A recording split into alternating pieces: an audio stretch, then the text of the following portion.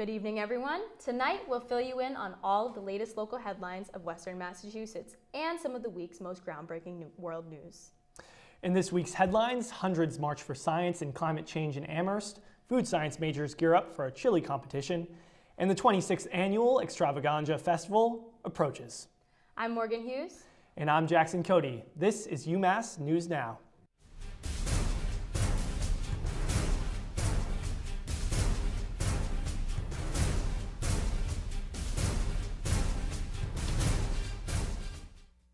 In campus and local news, the weather is getting warmer, but senior food science majors at UMass Amherst are chilling out for the annual ice cream competition. The students are divided into 4 groups of 8 people to create a new ice cream flavor from scratch. The food science department began the project 4 years ago as a way to prepare students for the professional world, where they come up with a product idea and follow it through to the end. The department has partnered with Maple Valley Creamery for the past 2 years. The winning flavor will be sold at that Hadley-based creamery for the next year and at Harvest Market and Campus Center. Previous winning flavors have included UMass Cherry Bomb and last year's Brown Butter Caramel Chip. The winner will be revealed at the end of the semester in early May. The judging panel will consist of Bruce Jenks and Lori Cuevas from Maple Valley Creamery, food science professors at UMass, and a few guest judges from the UMass community. This year's winning flavor should be available for sale around the beginning of the summer.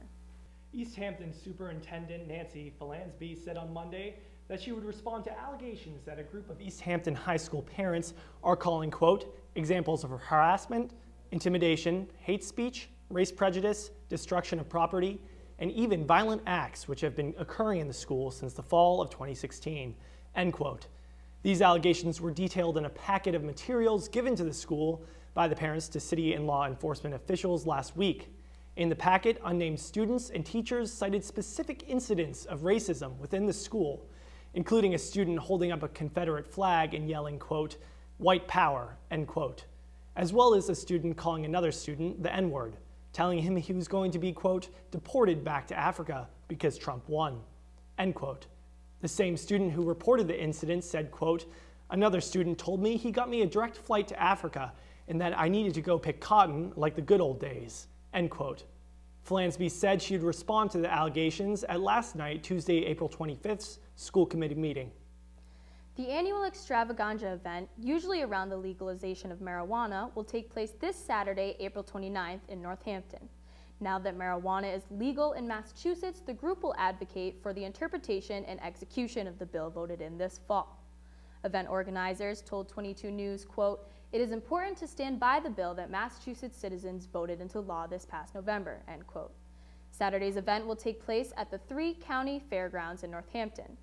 Extravaganza is not advertised as a smoking event, but if anyone 21 or older wants to smoke marijuana, they cannot be arrested because the fairgrounds are considered private property. However, this year, Mayor David Narkowitz imposed a new rule that minors under the age of 18 cannot attend, even with parental supervision, as in years past. Police are planning to conduct field sobriety tests on anyone they find impaired. More than 10,000 people attended the event last year, according to 22 News, and police did not issue a single citation. 60 people silently marched through downtown Memorial Hall in Northampton Monday afternoon in recognition of the 102nd anniversary of the Armenian Genocide. The Armenian Genocide claimed the lives of 1.5 million Armenians and still goes unrecognized by some countries, including Turkey, who as part of the Ottoman Empire committed the atrocity during World War I. On Monday, President Donald Trump, like his predecessors before him, including President Barack Obama, refused to use the word genocide to describe the historic mass killings. Experts say that the United States has historically avoided labeling the Armenian Genocide as a genocide because of the country's close alliance with Turkey, who has been a key ally in the fight against terrorist organizations like the Islamic State. For many Armenians, though, the long history of countries not recognizing the genocide for what it is, a genocide, has been culturally offensive and emotionally damaging. Gina Avazian, who has organized the Northampton commemorations for 17 years with her sister Andrea, told the Daily Hampshire Gazette, quote, unrecognized genocide is successful genocide. Northampton has been cited as one of many sanctuary cities choosing not to comply with U.S. Immigration and Customs Enforcement detainment requests. In 2014, Northampton Mayor David Narkowitz issued an executive order declaring that the city will not comply with ICE detainer requests unless there is a judicially issued warrant or the individual has committed a criminal act. President Trump's executive order, released in January of this year, seeks to cut federal funding from sanctuary cities that don't arrest or detain illegal immigrants, according to the Daily Collegian. Narkowitz addressed some misunderstandings around sanctuary cities. He noted that those who break the law will still be arrested, and the city of Northampton will not prevent ICE from performing their duties, but that he wants to establish trust within the diverse community. He said, quote, "We're not trying to keep federal officials out or hold criminals. What's really at issue here is we want trust among all members of the diverse community," end quote. Captain John Cartilage of the Northampton Police said that there has been no change in crime rates since Northampton became a sanctuary city. 12 acres of land burned in Southampton on April 16th because of a brush fire that began on the ground and then spread to an enclave of pine trees due to high winds. Investigators are still trying to pinpoint the exact cause of the fire. However, Southampton Fire Captain Patrick Eline said that the department fears it may have been caused from burning the day before. Fire safety experts say that a brush fire having been caused from only natural reasons, such as lightning or incidental sparks, are uncommon. Massachusetts Instead, these hazards are frequently man-made, which is why Mass DEP stresses that individuals follow the guidelines for burning. These guidelines include getting a permit and permission to burn from one's local fire department, and burning between the hours of 10 a.m. and 4 p.m., and 75 feet away from all dwellings. Other restrictions can be found on Mass DEP's website. UMass students in the community celebrated Earth Day with a weekend full of events. UMass News Now, Afnan Nahela and John Decker have more.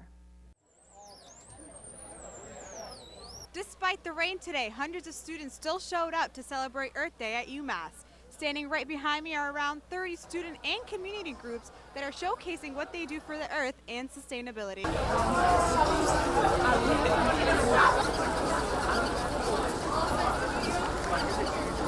This is the annual Earth Day Festival. It happens every year at University of Massachusetts. It's a day for all sustainability and Earth-related student groups and offices on campus to get together and table and showcase and build community around the things that we care about. So this is for New to You, which is a move-out program that collects all students' unwanted items that usually get thrown away, and then we resell them in the fall when they move in. So we collect like 12 tons of items. That's what we collected last year. So we're just trying to promote reusability and upcycling. And these were just some of the awesome stands that were here today. Thank you so much for tuning in. Afnan Nahela, UBC.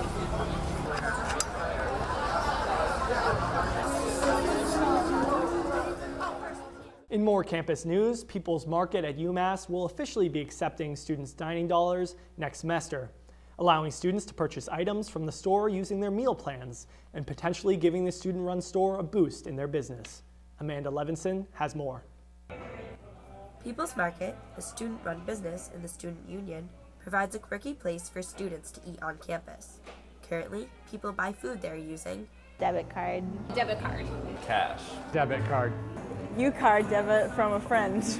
But students and employees wanted another option. I wish we could use like dining dollars here. I wasn't aware that wasn't implemented yet. Employees like Alice and Peter have finally won the fight for dining dollars. Everyone's been hearing about it. It's been like talk of the town that People's Market now has accepting dining dollars. But unfortunately, we still have to turn those people away because we won't be accepting them until next semester. Allie and other employees are thrilled about the victory and anticipate an increase in business, among other changes. Hopefully we can expand our customer base. Employees expect an increase in revenue, but will need to increase prices due to the 8% auxiliary services takes from each dining dollar spent. Regardless, they said the addition of dining dollars has made People's Market that much more accessible for the people. Amanda Levinson, Amherst. After the March 2nd disappearance of East Hampton woman Joanne Ringer, one woman has been charged with 3 counts of misleading police in connection with the investigation. 42-year-old Laura Riley of East Hampton pleaded not guilty to all 3 counts. Investigations exposed serious flaws in Ringer's husband, Chad Ridey's account of the day Ringer disappeared, and believed that Ridey ditched Ringer's car in East Hampton to misdirect authorities, according to court documents. Riley, who was previously in a relationship with Reedy, was arrested Thursday after investigators said she misled them, quote, in an attempt to hide actions by herself and or Reedy as they directly relate to the disappearance of Joanne Ringer. According to court documents via the Daily Hampshire Gazette, Ridey was found dead in his garage on April 7th by an apparent suicide. Later, Ringer's daughter, Savannah, told the Gazette that Reedy physically abused Ringer. The Gazette reported that as she stayed with a friend on Christmas, she told him, quote, "If anything happens to me, Chad did it," end quote. Berkshire County District Attorney David Capeless recently called the investigation a homicide and said police have been treating it as such since the beginning. Ridey is the sole suspect in this investigation. In a test of strength and endurance, Amherst resident Jim Brassard will row from Miami to New York City. Brassard, who is the chief of campus operations at Amherst College, will make his epic 1,400-mile journey in May to raise money for the John P. Massanti Health Center opening in downtown Amherst in November. Brassard aims to complete the trip within 50 days and hopes to raise $100,000 for the health center, which has a budget set at approximately $2.4 million. So far, Brassard has raised $70,000. In an interview with the Massachusetts Daily Collegian, Brassard said, quote, "This is going to test me to my limits. There's no question about it," end quote. UMass Amherst officially launched the School of Earth and Sustainability, or SES, on April 19th. It is the first school to bridge two colleges at the university. SES will bridge the College of Social and Behavioral Sciences and the College of Natural Sciences, giving SES a wide range of available material and academic resources. The departments involved are environmental conservation, geosciences, landscape architecture and regional planning, and the Stockbridge School of Agriculture and the Environmental Microbiology Group from the Microbiology Department. SES was approved in April of 2016 after a rigorous vetting process that went through several levels of approval, including by the UMass system and from the state of Massachusetts. Darcy Connor Maresca, Assistant Director of SES, praised the opportunity to streamline the way departments use resources. Maresca said, quote, "The thought of the founding members was that there was a value added to the potential for collaboration," end quote. Hundreds of students, professors, and local science lovers marched from Kendall Park in Amherst to the Amherst Town Commons Saturday morning as part of a satellite March for Science to celebrate Earth Day. Other marches for science were held in Washington, D.C., Boston, and across the world, where participants aimed to put pressure on governments to address scientific issues as legitimate, mainly the issue of climate change. Marchers in Amherst held signs with phrases on them such as, "Science does not equal alternative facts," "What would Spock do?" and "Evidence over ignorance." Many of the marchers dressed in lab coats, some even dressed their pets and children in lab gear or orange NASA astronaut costumes. And the march ended with a teach-in in the town commons, where scientists and researchers talked to the public about their research. If you've been hitting the gym a little extra lately to get that summer bod, and you've been wondering about how fitness class instructors turn 6 packs of beer into 6 packs abs, Tommy Cote has your answers. 4, 3, 2. Bethany Welch started teaching spin in 2014 at the UMass Recreation Center. Today, Welch hails as one of the most popular student fitness instructors. After 2 years of teaching, Welch knows the positive impact student instructors have on their peers. But it's way friendlier because you're allowed to go up and talk to an instructor who's your age. You can talk about your classes. You can talk about any fitness and wellness questions you have. I've had people approach me about pretty much anything under the sun. Instructors must ensure that their students feel comfortable, but they can also act as great motivators. You know, going to the gym is very hard, and motivating yourself to go to the gym is even more hard. But if you have someone there to encourage you, it is very helpful. Group fitness personally connects students with instructors, and Welch loves getting to know her students. And just knowing it's a relationship you build with the patrons. So anyone that takes my classes knows me. I have people all the time that come up to me when I'm out and say, "Hey, you're my swimming instructor." And you don't get that anywhere else. All students are welcome to become fitness instructors and encouraged to take part in campus recreation. Tommy Cote, Amherst. One UMass student is undergoing a project that is putting full emphasis into the term cool beans. Senior Johanna LaRue is researching the symbiotic relationship between legumes and rhizobia, soil bacteria that fixes nitrogen. Juhi Dasrath has more. I know my bacteria is in here somewhere. Nitrogen fertilizers negatively impact soil quality and pollute waters, which is why UMass senior Johanna LaRue dedicated her entire college career to researching the elimination of nitrogen fertilizers using beans and bacteria. So my research focuses on legumes, which are, if you've had a chickpea or a lentil, then you've had a legume. And legumes are special in that they can fix their own nitrogen. So they form a special relationship with the bacteria in the soil, and that allows them to transform atmospheric nitrogen into usable nitrogen. She balances her role as a rising researcher with being a student. Both her and her friends say that it can get taxing. There's a lot of, in research, just kind of hurry up and wait. You set it up, you wait, and you hope to God that it works. And, you know, Johanna has clearly worked very hard coming in every day, in and out, just setting things up, you know, failing more times and succeeding, which is a lot of what research is. Despite the battle for more time, LaRue said her goal is to expand the idea to larger crops, causing less harm to the environment. Juhi Dasrath, Amherst. Sheep usually birth 2 or 3 lambs, according to Faith Gregory at Amherst Wire. But UMass student farmers were in for a treat this month when the ewe on the Hadley farm birthed 5 lambs. Amanda Levinson has more. The sun sat high in the sky at Hadley Farm. It seemed like a typical day for barn employees, but UMass juniors Amanda Riley and Chris Ween wound up counting sheep. Chris and I were just making up signs for visitors and stuff, and all of a sudden we hear Alice go, "She's lambing!" So we run in and we walk in and there's already a lamb on the ground.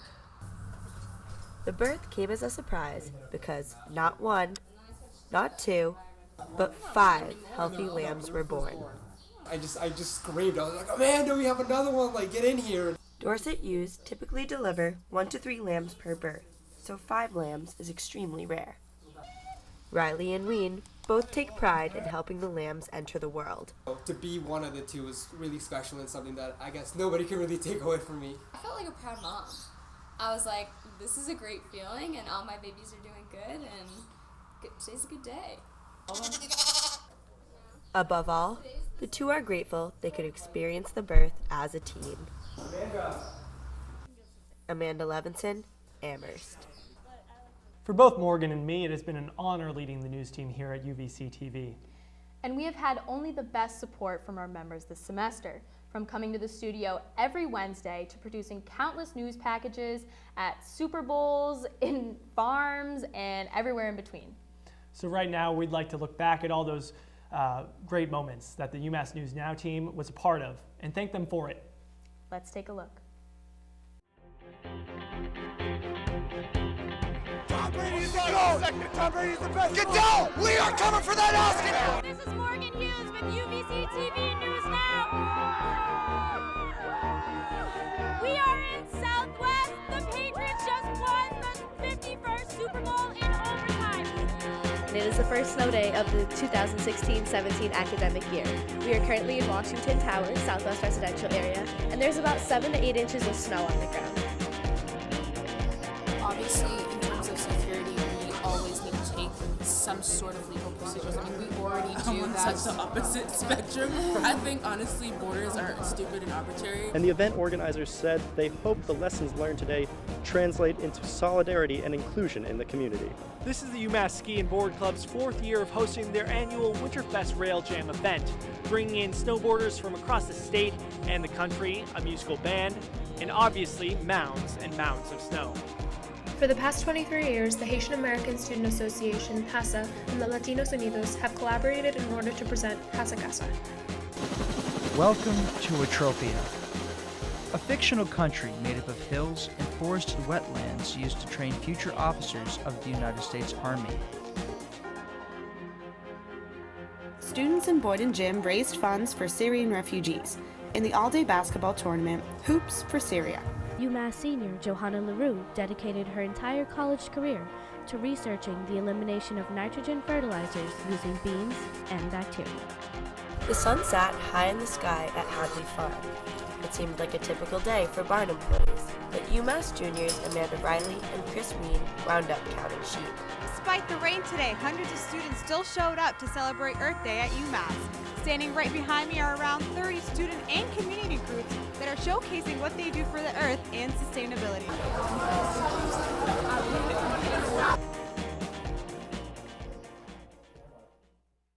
Well, that's all we have for tonight, folks. If you want to get involved with UVC TV in the fall, be sure to come by. We'd love to have you.